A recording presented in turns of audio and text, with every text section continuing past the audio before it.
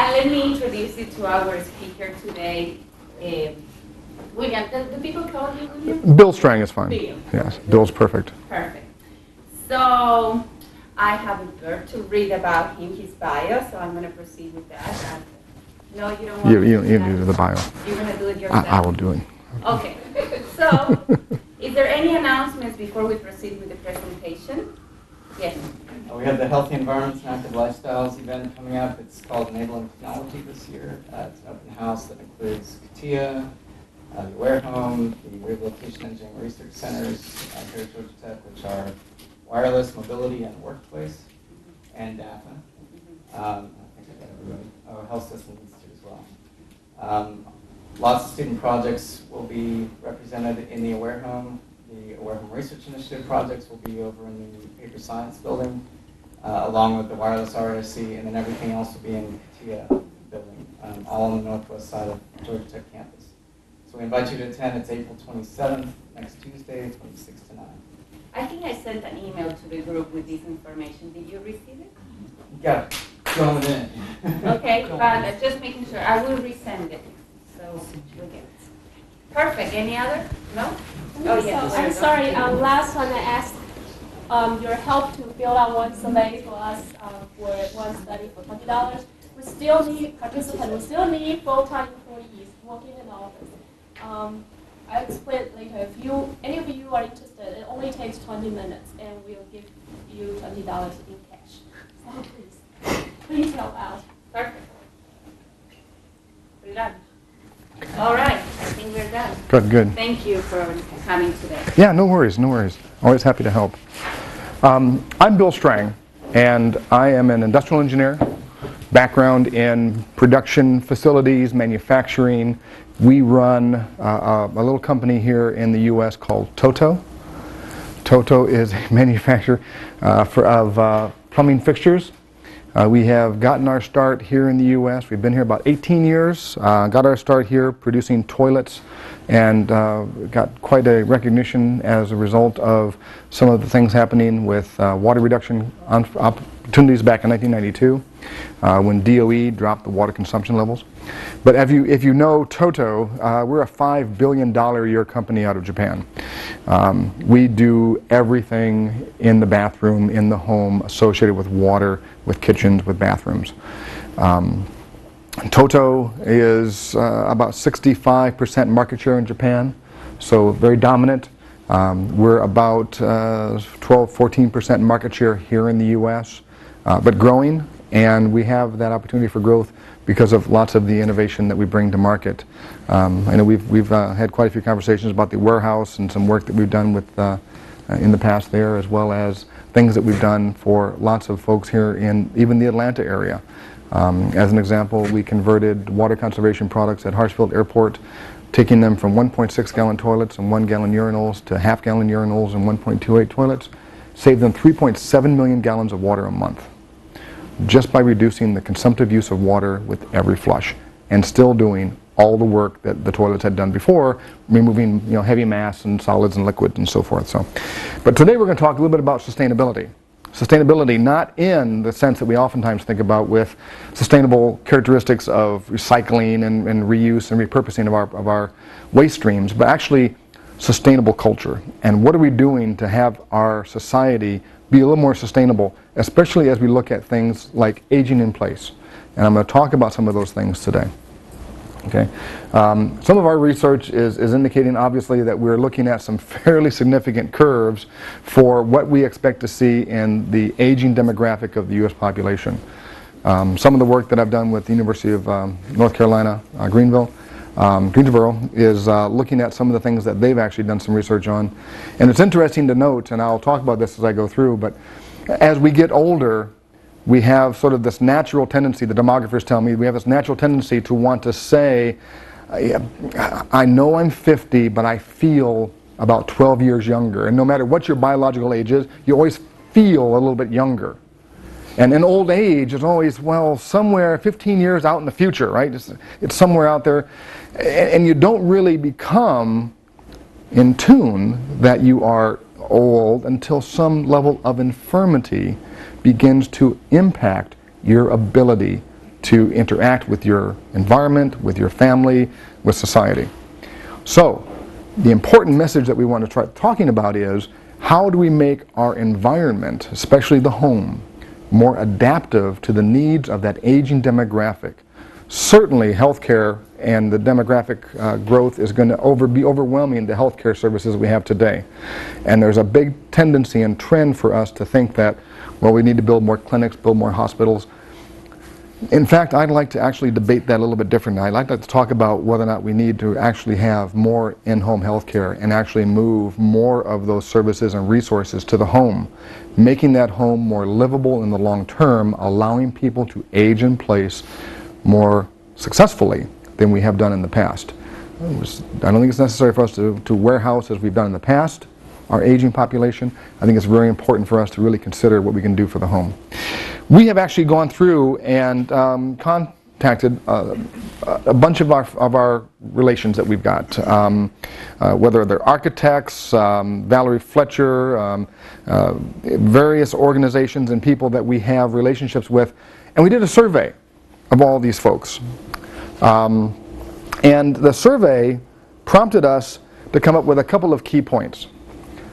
Aging in place is very important. Who's familiar with HAL? Health Adjusted Life Expectancy. It's a new methodology, a new algorithm, if you will, that helps us derive the expected capabilities of individuals to successfully live independently before they're actually having to use some type of special assist or go to a nursing home or go to a hospital. Lifelong vitality is what is also quite important, as we've discussed this with these key contacts and these respondents to our survey. But also, another important part of this is our environmental legacy. It becomes more and more critical that we really consider our impact not only on the usability of the space, but also its environmental sustainability in the long term for that space. Emery Baldwin, an AIA specialist who is focusing on primarily aging in place construction, designs, facilities, has really put this into the context of, we have always historically been sort of this little nucleus of, let's make it ADA, let's make it ADA. But it's really gone actually beyond that. It's how do we go beyond ADA, we go to barrier-free, it then grew into, well, universal design, it then grew into life cycle design, and it's really coming into sort of a holistic view of our space of sustainable design that takes into account not just the functionality of the features and fixtures themselves or the space itself, but also how sustainable is that feature and function in the long term. Because even as we get older, we want to be more successful in that space that we are engaged in, but I also think it's important that that legacy of material usage, whether it's the materials to produce the product or the materials that we consume in the use of the product, such as water, is being used as preciously as we can. And we want to be very aware of that. And I think that becomes, for many people, very important as we look to the legacy that we want to leave our grandchildren and beyond. So, one thing we've looked at real carefully is, how do you make a truly sustainable bathroom that is not only incorporating recycled materials in the ceramic tiles, in the materials, the wallboard, but also using low impact lighting as well as low flow toilets, and looking at zero threshold entries. A little hard to read there, but we want to make the bathroom as indistinguishable from barrier free as it is from what would be considered, well, a typical bathroom. Of course, it will look a little bit different because you're going to have wider spaces. You're going to have a little bit more swing space ahead of the toilet. The bathtub may in fact not be there. It may be a zero threshold shower stall that you'll put in place. Adrienne Berg, who knows Adrienne Berg? She's a writer, has written several books on aging, and not only on aging, but on how to make sure that you're financially sustainable in the aging process as well. Her view of things is that the ability to bathe is the first ability or capability that we begin to lose in our daily life as we get older. Our culture is really made, using the toilet quite private, and impairment becomes really an invasion of personal dignity. Skin care. I mean, our skin is truly our largest organ of our body, yet we tend to see it deteriorate very quickly in older age. The bath has always been a retreat and a place to relax, but the bath becomes a little bit more difficult for ingress and egress as we get older. And mold and bacteria really become quite an adverse impact to us, as in some cases, as we get older, we're not able to see some of those things beginning to grow and to have an impact. And Brian, you know some of the things we've done in the past on mold growth, and I'll talk to that just briefly toward the tail end of our conversation today. So we put together a rating. We put together a rating system that said, okay, let's look at several characteristics in the bathroom. And we talked to this entire group of individuals that we have in this respondent list, and we said, help us understand what are the important characteristics for the bathroom. And we said, what's absolutely essential will be number 1, 2, important but not necessarily essential, 3, highly recommended, 5, totally inappropriate, not really needed. And we went through and said, let's look at infrastructure needs, let's look at the lavatory and faucet, toilet, grab bars, mirror, showers, and tub. So I'm going to actually walk you through a few survey responses here, and then we're going to talk about some of the characteristics that are entailed in that. Okay, so for general infrastructure, the number 1 respondent and the number 1 issue we came up with was needs to have a non-slip floor surface. Got to have that. And in this response format I'm going to show you, this is the average rating we derived from our responses. This is the feature or characteristic that was most important. These are the number of individuals that we had respond, and this was the range of those responses. So in fact, non-slip floors, everyone said, is either absolutely essential or is vitally important. So as we look at that space, that characteristic needs to be something we really consider strongly as we move forward into that space. 36-inch minimum door, no curb or threshold. I mean, I'm kind of speaking to the choir. We know that, right? But look at typical housing construction today, even today's new housing construction, you don't see that. You see 28s, 32s, 30s. It just doesn't have that same sort of access characteristic. Space in front of the feature of the product. 30 to 48 inches. That's turn space, obviously. Obviously, that provides wheelchair accessibility, but frankly, it also provides accessibility to those who are not necessarily wheelchair bound, but maybe using a walker or some other type of assist. Blocking. Blocking in the walls. Anticipation of what's going to come in the future. Let's put, as we build those spaces, and we would encourage code to entail blocking in the wall that can be accessible or usable by those individuals putting in grab bars. So in other words, we need to think about this wall space from about here to here and have type of blocking in there so that you can, just in the bathroom, that you can attach to a solid surface. So that if you need to use that as a pull, as a grab bar, as a place to put a grab bar location, you can do that with confidence and know that you've got a piece of wood behind there that's going to give you a certain sense of comfort that you're going to have a solid surface to attach to. And certainly, and I just came back just Sunday night from the Kitchen and Bath Industry Show in Chicago, and there's lots and lots of grab bar manufacturers out there working on making different devices to try to make grab bars viable in just a drywall application. But the worst thing is, as just a standard straight pull, up to as much as 120 pound straight pull, no problem. Where I struggle with on the drywall use, even with 5/8 inch drywall, is when you actually put an impact load on it, which is a fall, a catch fall. That's when you start to have the problem. And as we may know, falls and hip injuries tend to be the leading cause of death for elders. So that non-skid surface and those grab bars become vitally important for the spaces that we're going to be designing for as we look at bathrooms. So I won't go through all the rest of these. You can read those through. Of course, for those of you who may or may not be familiar with Toto, we do make a bidet bath seat, toilet seat, that will rinse you off after you're done using the bathroom. And if you've ever had a chance to come down and visit our facility in Morrow, Georgia, or even go to the Metro Atlanta Chamber of Commerce, you can sit down and test drive one just to see how it works. It's quite a remarkable feature. But that didn't seem to get much traction in terms of like... It wasn't vitally important. No, they didn't consider that vitally important. But I will tell you what's very interesting.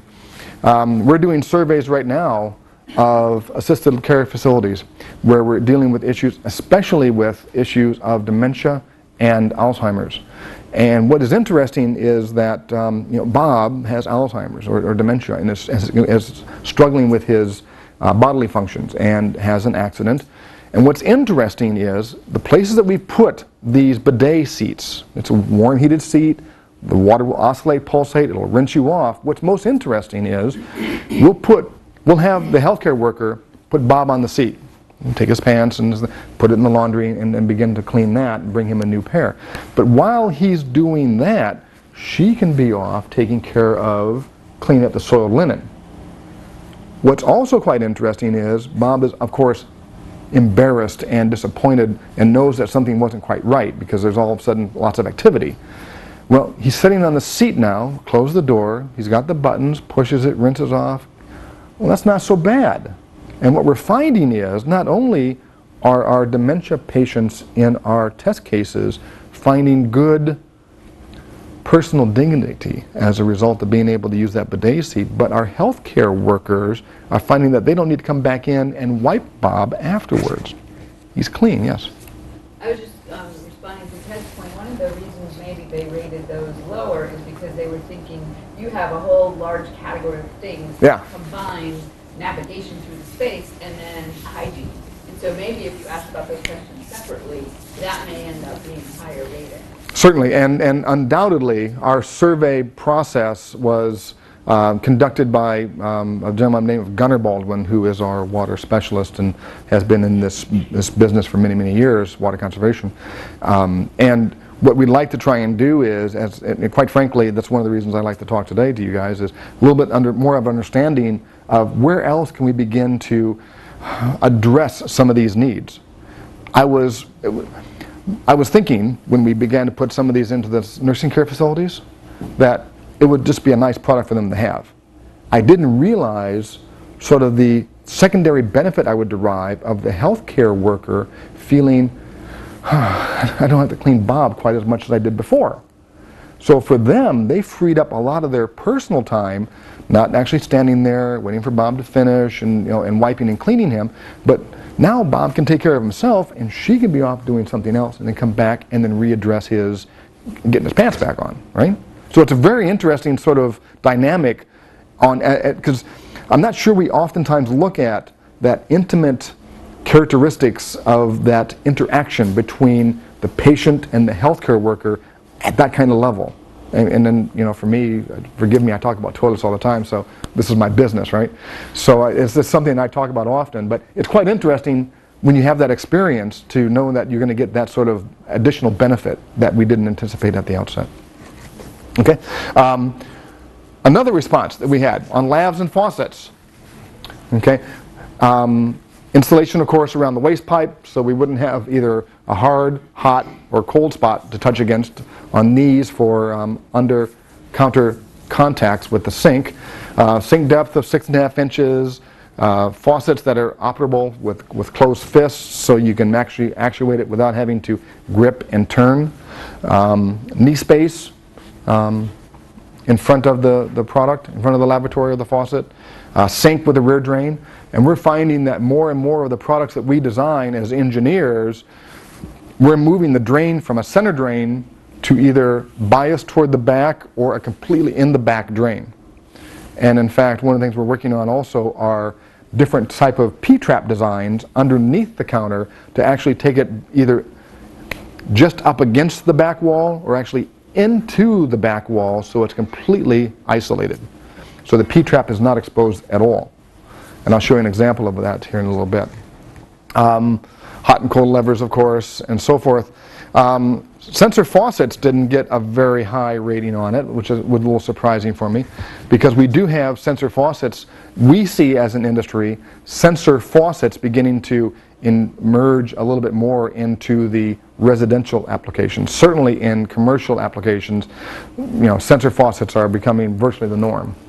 But we don't see that so much occurring yet in the residential side. But there's beginning to be a tendency for that to migrate over to the residential side.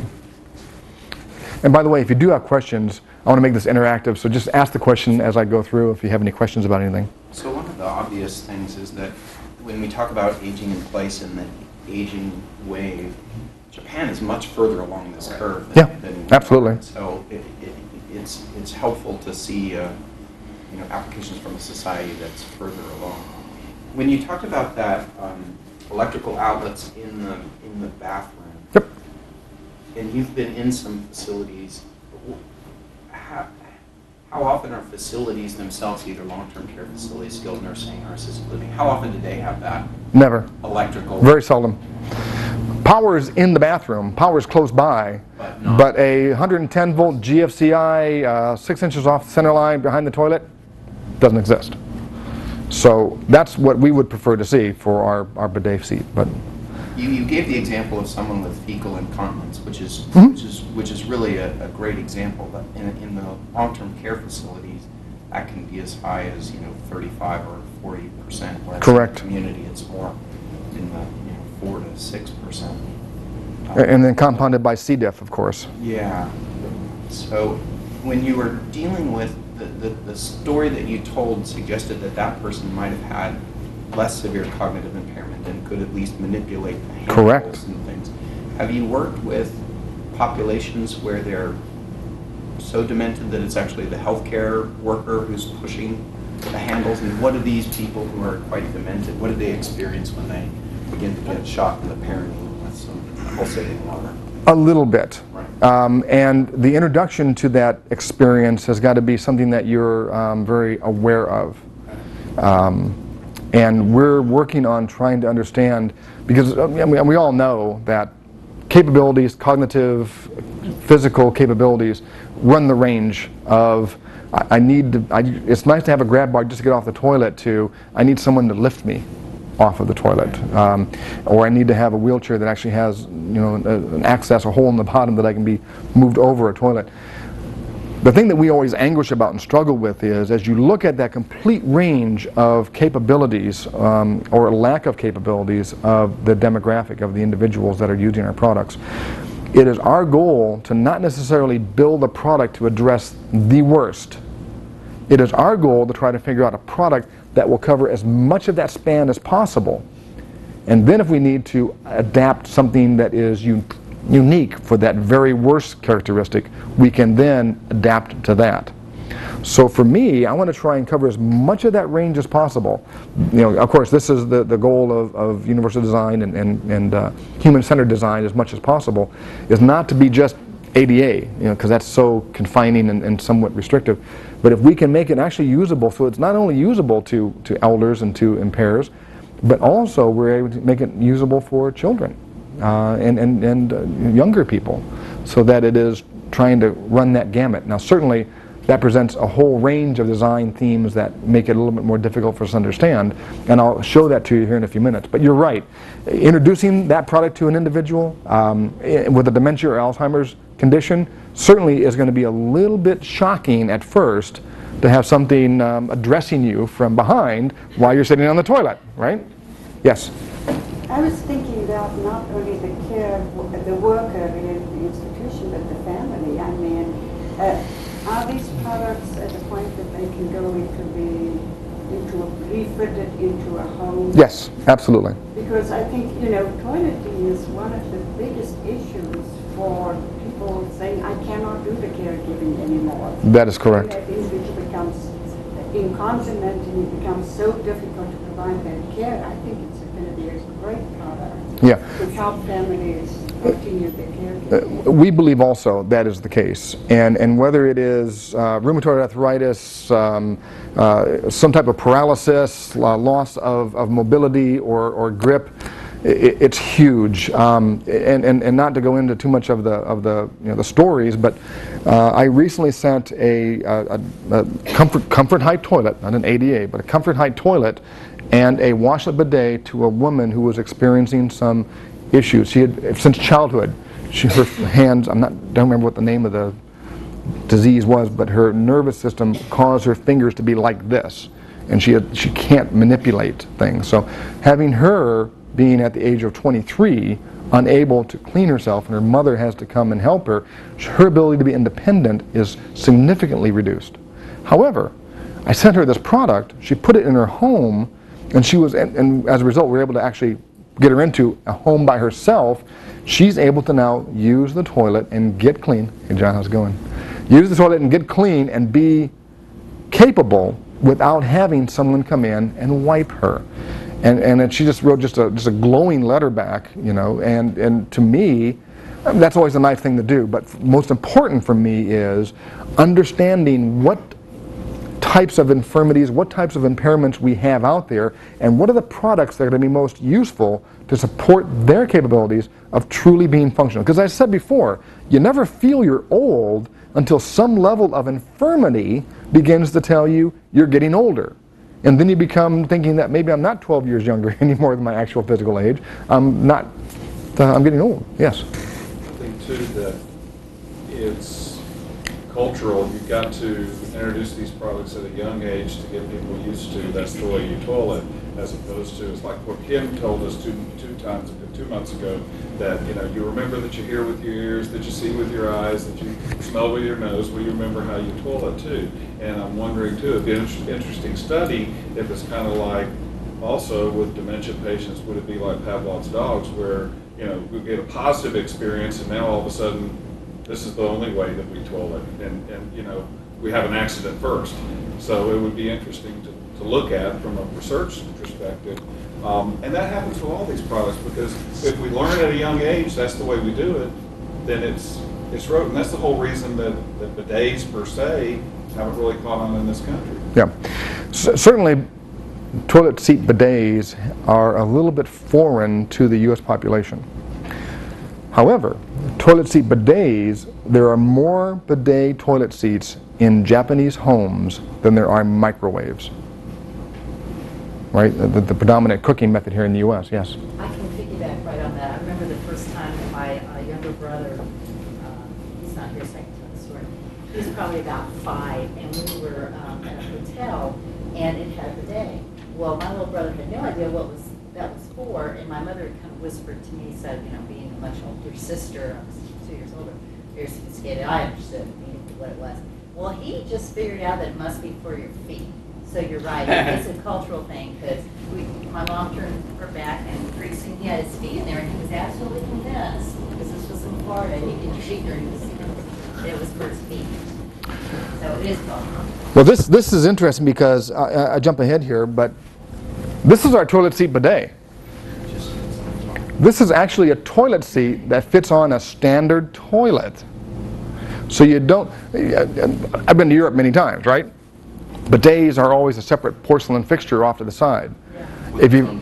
Yeah, exactly. And if you've ever had a chance to actually use one as it's truly to be used, you use the toilet, I'll be a little bit graphic here, you use the toilet, you finish up, right? Now you got to get from that toilet seat to that fountain, right? And you got to get the fountain at the right temperature. So you got to sort of crab walk over there to the, and then sort of squat down and not sit down because it's cold porcelain, and then use that, and it's you're always working the 2 different levers to get the water right. It's problematic, right? Capable if you're functional, if you're mobile, if you're able to move around, you can do that. But this has a heated seat, a deodorizer, an air dryer. The water will pulsate, it'll oscillate, it'll help with constipation, it'll help if you've had incontinence, it'll get you clean, it'll rinse you off, and you can go Sheryl Crow. You can use 1 sheet of toilet paper and dry off when you're done, and you're ready to go. So if we can have a function and a feature of that nature, I think we're going to be in a much better position as we see the transition of our population. Now, Japan is about 7 to 10 years ahead of us in the aging demographic curve. Japan is, additionally, the situations over there are exacerbated by the fact that their immigration into Japan is very low.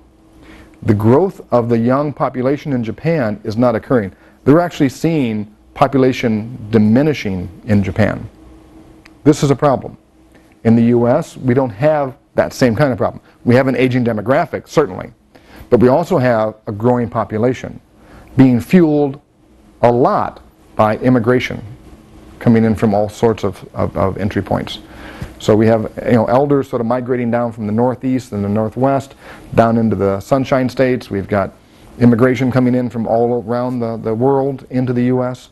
For us, we have a little bit different situation than Japan, but certainly you're right. And I'll show you some examples of some slides here in a little bit that will give you a feel about where we are with that aging demographic. Now, let's see, where was I?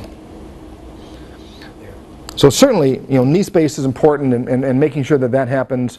Also, we're finding that having the front of this lavatory narrow, very small area, and with a little bit of an undercut allows you to actually grip and hold and function almost as a handrail would. And again, this is a functional bathroom, cabinet in, cabinet out, right? So how do we actually design cabinetry to make it more adaptive to, so we can have effectively one SKU, right? Yet provide both the cabinet choice or no cabinet choice if you want to have that sort of functionality. This is an example of a flexible drain, flexible lav set that will actually allow you to move this up and down to accommodate the different needs. We're actually working with one that's actually works off of a rack and pinion gear with a stepper motor and actually moves it up and down with the push of a button. A little complex, a little bit costly, lots of hardware comes along with it, probably not viable, but certainly a very interesting concept that we should consider and look at. That grows with the kids. Yeah. Toilets. Obviously, we want to make sure that it's centered with a 16-inch sidewall indication. So the rating system here gave us, a very good understanding of what some of the most characteristically important things are. And seat height was very, very important. Elongated bowl was important. Round front bowls present a challenge of getting access in and having our aging demographic also becoming a little bit larger. Makes it a little bit tougher to access those nether regions. Yes, John? Why a minimum of 16 inches from the sidewall? That was what the demographic, we had the respondents came up with. I'm not sure if they feel that it needs to be that kind of distance for reach or turn. To me, that seems a little bit further out than I would want to go because I do want to have a grab bar kind of close. And I missed who the respondents were, but part of the problem in long-term care facilities is that the ADA guidelines, which are 18 inches, are too close to provide assistance. Right. And if you can put grab bars that are not on a side wall, in other words, hinge grab bars or that cantilever, you can move the toilet anywhere you want. Sure. But there's at least a number of architects are pushing for, a further distance from the sidewall and a minimum of at least 18 to 20 inches to the edge of the toilet, not even the center. Yeah, when we get done, I'll walk you back and show you who the respondents were and some of the things that they had commented on. So you can see some of the features that are here that were determined important for the toilet. And yes, we do have a toilet with an electric lift that will actually, not only raise the height of the toilet, we also have a toilet that will actually raise you up and stand you up off of the toilet. Now, we haven't brought that to the U.S. yet, primarily because of the reasonably litigious nature of the U.S. Marketplace. But we do have that in Japan, and it is reasonably successful over there. And also, not to be too coarse about it, but the Japanese tend to be a little bit smaller in both stature and weight than the U.S. demographic, and that is a real problem. When I have toilets, commercial grade toilets that I put into bariatric care facilities that can handle 9,000 pounds of load, it's getting beyond real. I mean, it's just, we need to address this as a society, but anyway, it's another issue. So, of course, height of toilet is quite important, making sure that it's easily accessible. And stylistically, it needs to be sure that it looks nice and is attractive as well, because people want to have a nice space to get into. Grab bars, these are some of the respondents of the grab bar question that we had. Okay, fairly straightforward. In and around the toilet, in and around the tub. And as you pointed out, having the accessibility of a grab bar that is a cantilever grab bar, pulls down from the back wall, is quite nice. But, to my earlier comment, one thing that is associated with those kinds of grab bars is it looks institutional. It looks ADA, not so attractive. And certainly we have opportunities to do things like this, where grab bars become a little bit more decorative, a little bit more aesthetically pleasing, different types of finishes and finishes. But we also have grab bars with contrasting colors for ease of sight for those who are impaired. But also we've got grab bars that are beginning to look like this, that look a little bit more decorative, that actually have on the back side small nubs to allow you to actually get some sense of comfort with the grip, so you're not going to get a slide down on that. Also, I find rather interesting is this grab bar rail application. This shelf is grab bar capable. Allows you, while sitting, to lay a hand here and begin to pull yourself up. Having the vertical grab bar also is quite helpful if you need to have a little bit more leverage to get up off the toilet. But incorporating that into the toilet paper holder has been something that we've seen good success with in Japan. Not so much here yet, but certainly in Japan. Just a small reaction on the mirrors, making sure that they were placed so that you can have the ability to see full height. And in the showers, on-off temperature control with a closed fist. Actually, one of the things that we're beginning to introduce is eliminating rotational controls for shower on-off and thermal control, and going to push buttons in our shower systems, so that you can just push the button on, push the button off for that. The other important thing, which I think is quite characteristic, or quite important for this, and we have more of a problem of this in Asia, because there's not a lot of thermostatic control in Asia, but certainly here in the US, for the many years we've had what are known as pressure balance valves. We're now moving into what are known as thermostatic valves. Thermostatic valves give you a little bit tighter control for the range of thermal shock that you may experience. And it's not so much, we call it, in our industry, we call it anti-scald, right? You're not necessarily going to be scalded by that product, by that shower, if someone flushes the toilet or turns the washing machine on. But what you're going to get is you're going to get a temperature change feel. And your immediate reaction in the shower is to move. And that sudden movement can potentially cause a slip fall.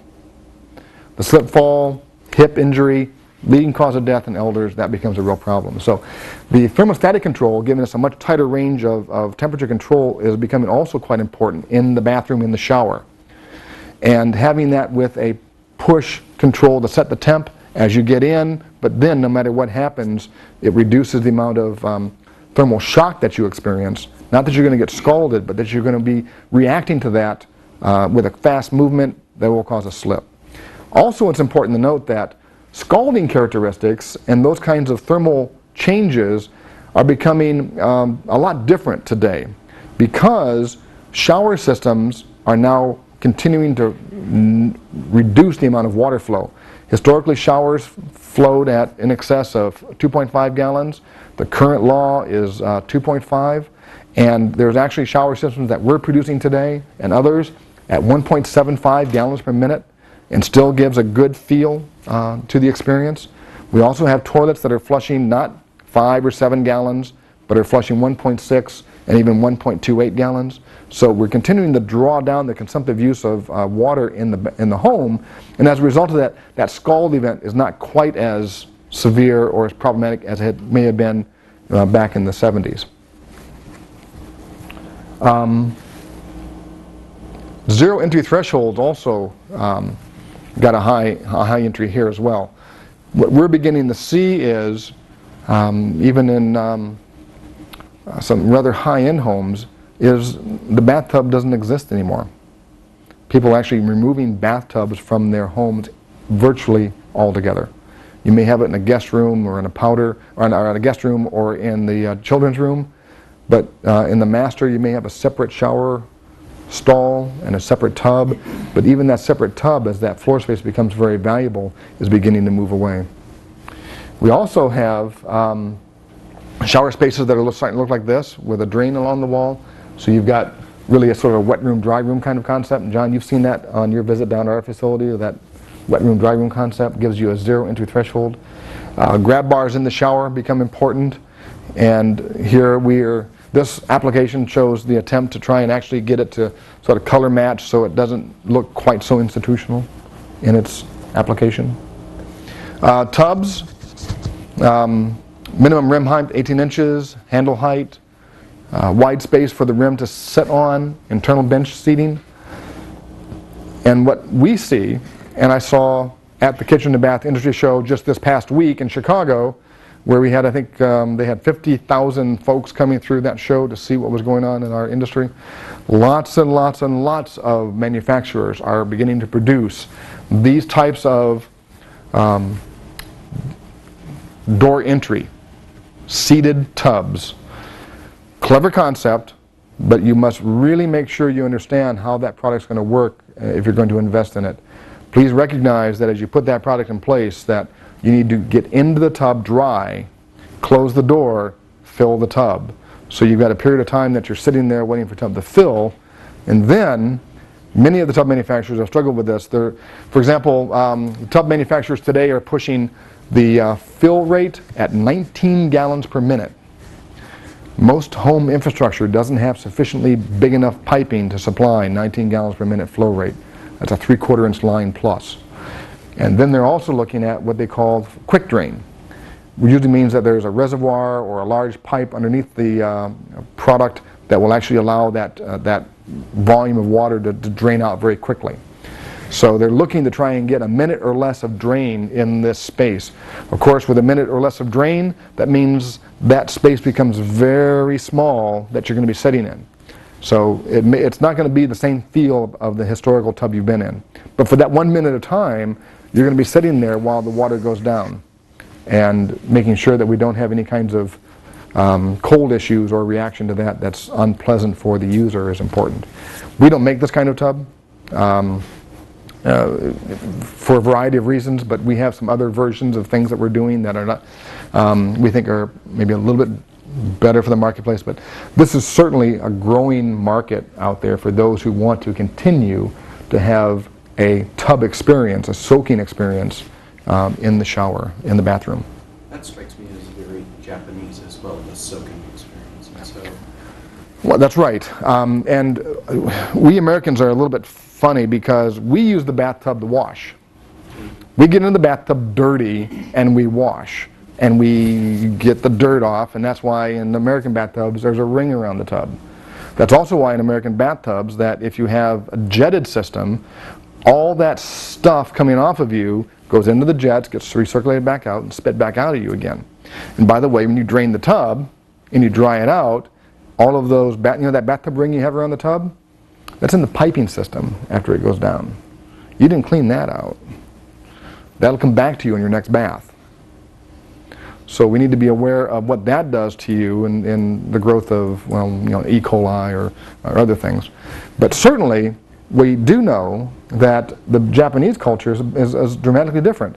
Japanese culture is you get into the bathroom, you sit on a little stool, you wash, get clean, and then you soak. And usually it's first dad soaks, right, and gets out, and then mom soaks and gets out, and then the kids soak and get out. That was Saturday night bathhouse at our house. That's exactly right.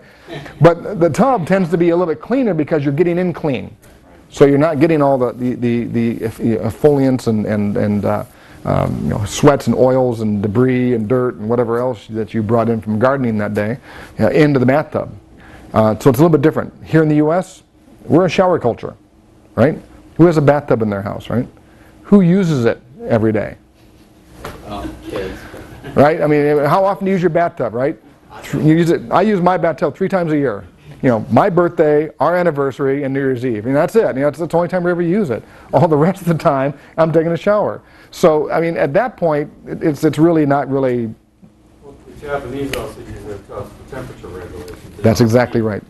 And actually, I saw an interesting presentation of a study that some engineers, Japanese engineers, did to reduce death rates due to falls.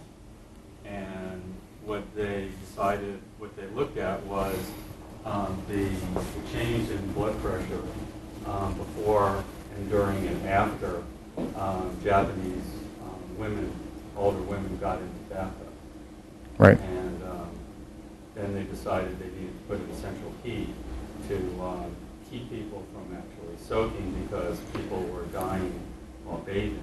Of course, they don't know why they died, and I suppose that with the really high tub, some people, you know, might have slipped and fallen and hit heads, but nonetheless, I mean, it's a very different culture. Yeah, absolutely. And Japanese entirely in different kinds of tubs. I mean, more like the high tubs, some of the high tubs you're showing, as opposed to some of the door tubs that are not significantly higher than the regular tub. Exactly. Japanese tubs, water is up to here in your soak. It's up to your neck. It's full submersion. In U.S. tubs, you're lucky to get it up to your hips in cast iron tubs in a guest room kind of area. Of course, we're big whirlpools and those kinds of tubs in a master may be a bit different, but certainly it's a whole different way of going about bathing and use of the product. I did want to show this. You know, we need to think about, and in summary, really think more about accessibility design for handicaps, the way we have thought about things in the past, and really needs to be more universal. We need to really look at a human-centered design that is adaptive to the needs and the use of our population. Comprehensive planning. We really want to make sure that we look at planning at the time that the home is built or remodeled to make it more adaptive. Independence loss and difficulties in the bathroom without assistance, without a doubt, one of the most important parts of a home is the interaction with those hard spots. That's the bathroom and oftentimes the kitchen. Certainly the bathroom, because that's when you're even looking at getting into and out of the bathtub, and you're quite fragile at that point because you're naked and you're wet. And we want to make sure that that experience is as error-free as possible. And then we think that universally designed bathrooms are fundamental to the success of our aging demographic to continue to age well and not end up in extended care. Now, I did want to show you just a few more things, and I'll toggle through this real quick. As we look at a functional bathroom that would be truly characteristic of all the things that we talked about, this is our mock-up of that functional bathroom. This is a bathroom that has the kind of hand grips to get and pull yourself up off of the toilet, has the bidet seat functional in it, has zero entry thresholds from space to space to space, has this type of sink where you've got a very small front rail so you can actually grab it and actually wrap your fingers underneath the lav in front of you to work as an assist to stand up and sit down. Knee space, push buttons. We're introducing push buttons, already have introduced push buttons to the U.S. market. They're getting a great deal of popularity as we see that product roll out. We're looking at push buttons on hand showers.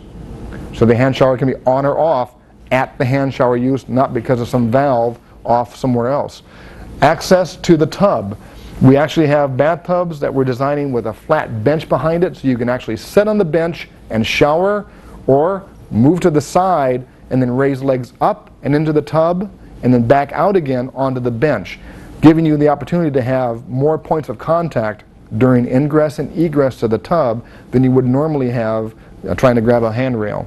Of course, handrails and that accessibility is important, and even the tub itself, making sure the tub has on its edge the ability to actually wrap your fingers around and get a feel underneath that there's a way to feel comfortable and confident that what you have is a secure surface to touch and lift yourself with.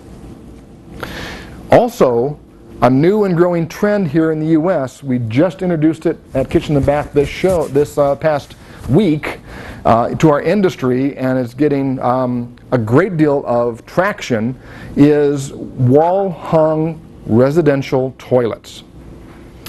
It's a dual flush product. We're bringing it out of Europe. It is a dual flush toilet with a push button that allows you to go one for the heavies, right, and push the second button for the liquids. What we also see is, because of that, and this is a company called Huey. You may be familiar with these guys, John. Very clever company. Very clever company. They've been very innovative in how to incorporate grab bars and assists in a very non-obtrusive way. And you can see that the flush surface here is very nice and clean and aesthetically pleasing. It's orange, I know, but it's very, very nice. And you can do some things with this material on the back to make it very aesthetically pleasing. But this grab bar will come down with the push of a button, and it will lower itself down pneumatically. You can then raise up and then put it back up to hide it. So you're not necessarily being inundated with grab bars or that institutional or ADA feel in the bathroom. What's most important is we're looking to incorporate this kind of feature and functionality into our in-wall tank system. The thing that becomes more important for me is we start to see, as the aging demographic gets up there, more and more people are beginning to move into multi-story verticals. In town, midtown, Buckhead, Atlantic Station, any number of locations where they're moving from the 3,000, 4,000 square foot house with the 4 or 5 bathrooms to 2 bathrooms and a multi-story. And all of a sudden that floor space becomes very small, but also becomes very precious. What we find is that by putting this wall-hung tank and bowl, is that you can actually set the height at multiple different heights, and we save 9 inches of room penetration. 9 inches in a bathroom is a lot of space. And saving that space is very, very practical for us as we look at bathroom designs. Wanted to show you one other thing. This is the washlet bidet, functionality there, closed fist operation. But I did want to show you this. We actually take our engineers in Atlanta, Georgia, designing products for bathrooms, and we put them in what we call elder suits. Elder suits provide a variety of different infirmities to that user. We have young guys. These are Georgia Tech engineering graduates, right? I hire most of my engineers from Georgia Tech, fortunately. And we actually have tactile loss with special gloves. We have elbow motion is reduced and inhibited. We have eyes and ears that are impacted by either glasses or earplugs. We also have a weighted vest that they put on to simulate that heavy mass. We have knee motion and foot motion that is diminished. And I put these young 20-something engineers through the paces of using various parts of the bathroom. And they suddenly, and they get that aha moment. They don't get the uh-oh moment where something's not right when they design it, but the aha moment. I understand now what some of the characteristics are of my users, of my demographic. Now I can better design products. One of the things I like to talk about as we finish up here is, how do we, all of us, get better at doing this kind of training of young designers, of architects, of engineers, so that they become more cognitive of what the characteristics are of that demographic, of that population. I'm also in the process, this is our UD. We actually have a separate facility in Japan that is focused on just universal design for the bathroom. We are in the process of constructing a similar kind of lab functionality here in Atlanta, Georgia, to provide these same kinds of features and characteristics for the bathroom, giving us the opportunity to have movable walls, attachments here that we can move things around and help every one of our designers and our visitors who come in to understand a little bit more about what functional use of those devices are, and help us design products that are more adapted to that need. Make sense? Okay, so that's all I wanted to talk about today. Any questions, guys? No? Yes? We've been doing some interviews with high-functioning older adults who live in the community to are some of the challenges they face for aging in place? Sure. And one of the issues is cleaning and home maintenance types of issues. Yes. I wondered if you attended to those kinds of things. Yeah, actually we have. Let's see where I have that. I have a presentation that's 168 pages long, and I windowed it down a bit. But we do have a product that we're bringing to market. It's right here. We have a material, and John, I showed this to you when you came to my facility. We have a titanium dioxide ceramic tile and now paint.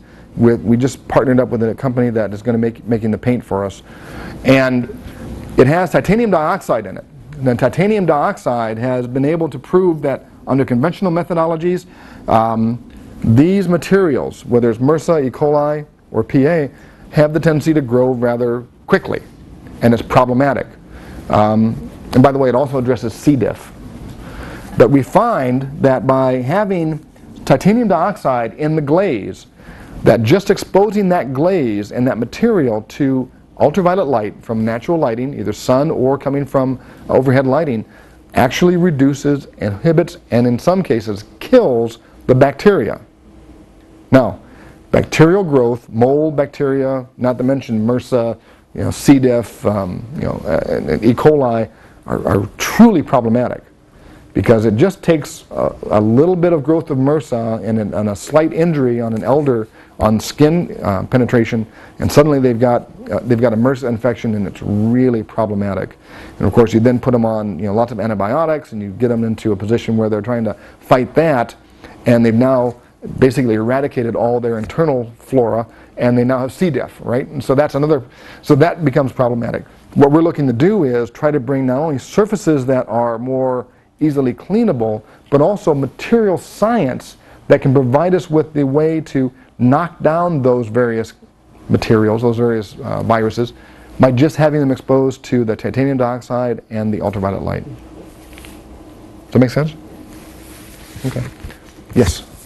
So a lot of older folks are using what you might call bathroom peripherals, handheld urinals, bedside commodes, and there are these issues about how that's a very hard experience to integrate, and I think largely the technology is,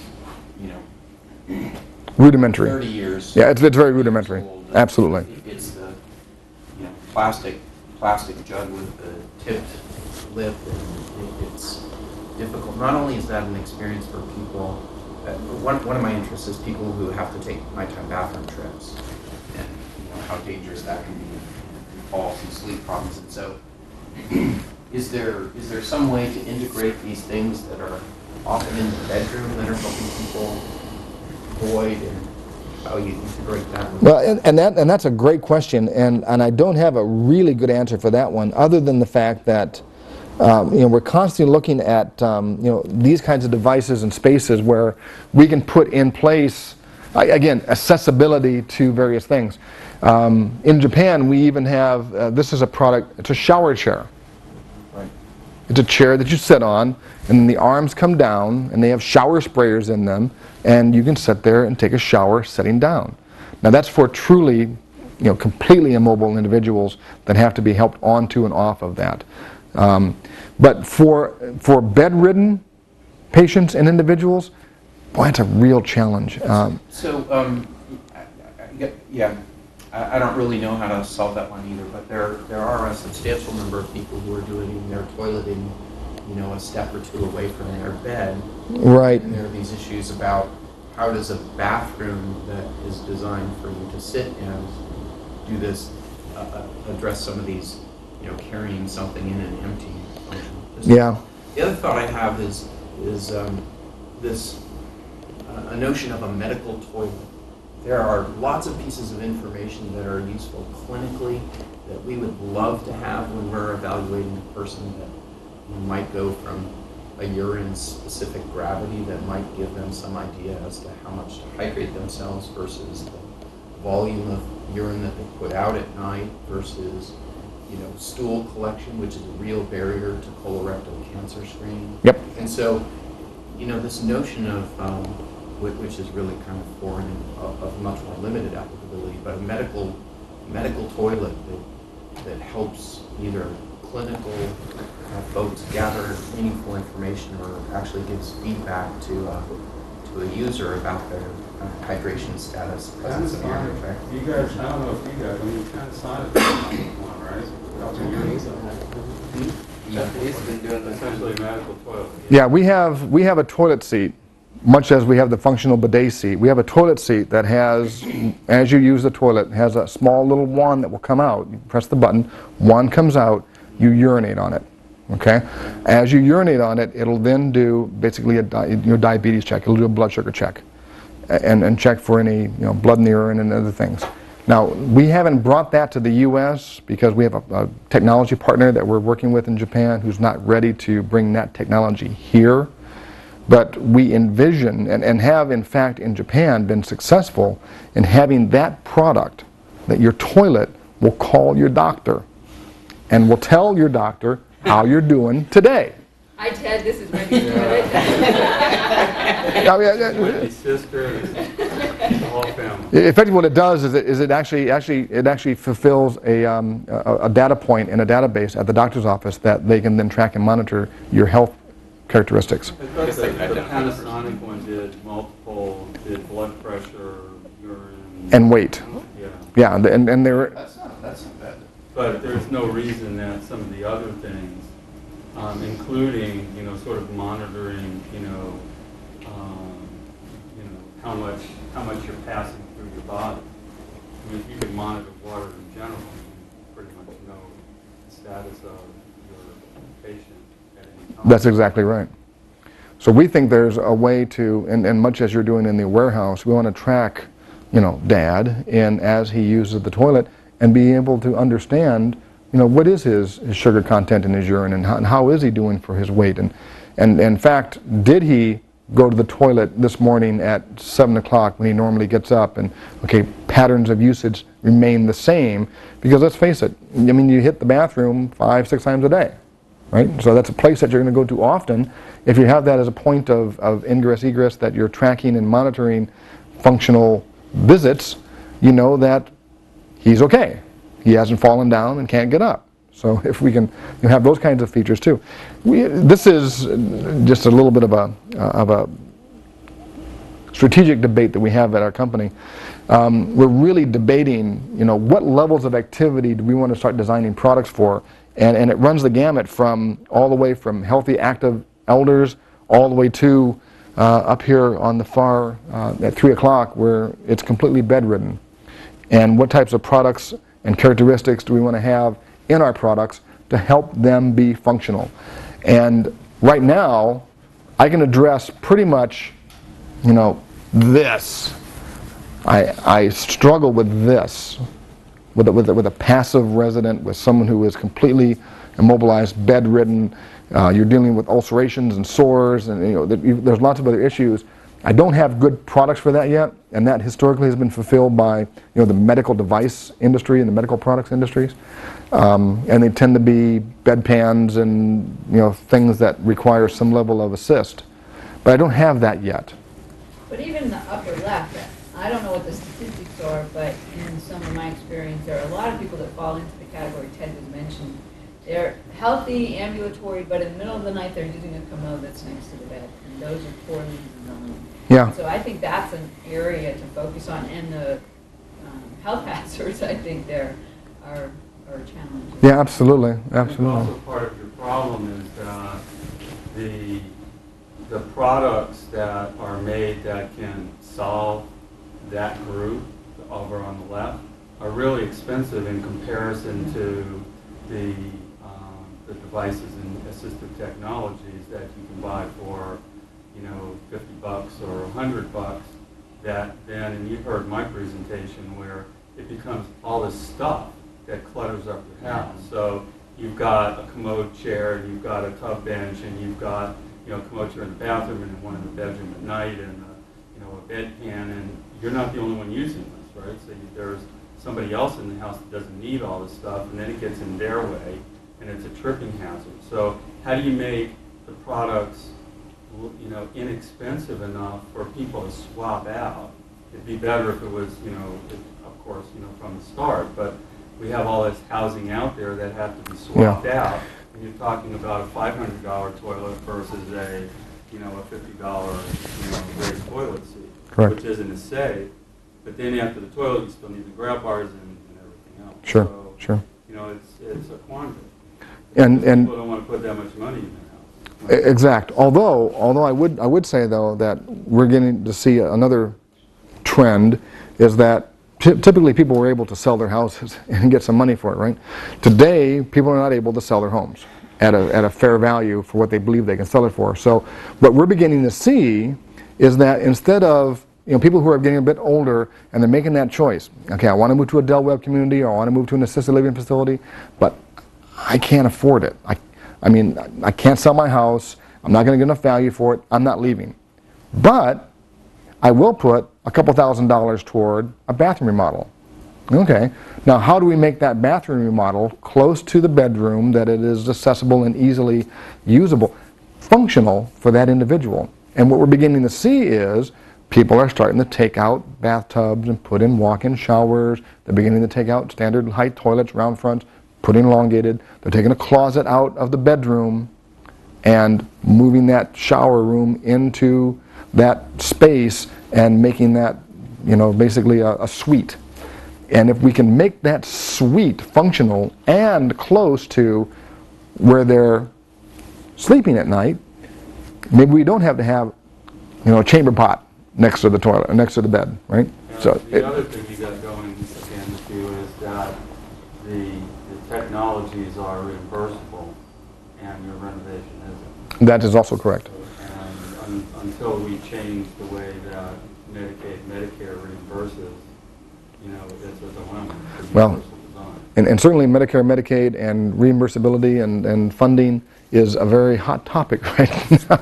So we'll see how that plays out as the health care bill works its way through the final details. So I hope it was interesting for you. Any more questions, guys? I hope it was some interesting comments and thoughts and something to think about. If you have any more questions, come see me afterwards, but thank you very much for your time today. You're welcome.